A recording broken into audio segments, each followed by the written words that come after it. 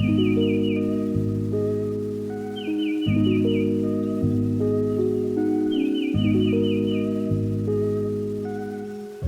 really need to have a higher power or God that you can rely on, because otherwise you'll drive yourself freaking crazy. And my theory has always been the more freelance you are, the more God you need in your life.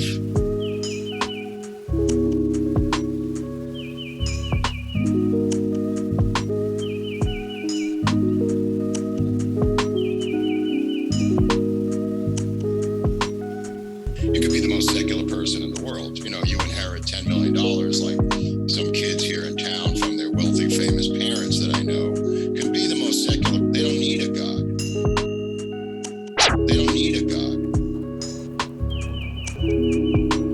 You know, if you have a spiritual background, a religious background, it's really going to come in handy when you're dependent upon the vagaries of the economy and your own hands to make something out of thin air. Make something out of thin air. Make something out of thin air.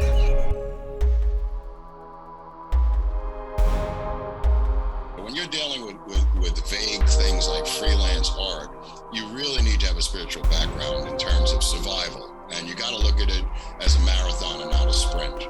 It's not a quick solution. You're not going to get the quick Cadillac in the mail. You got to be hunkered down for a long-term lifetime of it. It's brutal.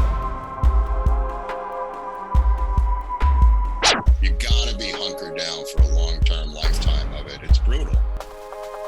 You know, it can be spiritually brutal. It can be mentally, psychologically, taxing. But either you're strong or you're not. Only the strong survive in this area.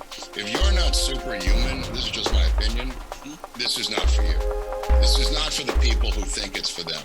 It's not for the person who is, weak-willed, who's timid, who's shy.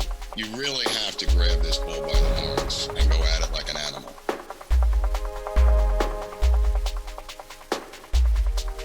And go at it like an animal.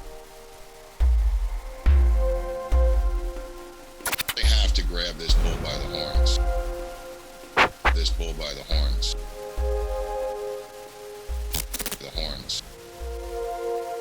You really have to grab this bull by the horns and go at it like an animal.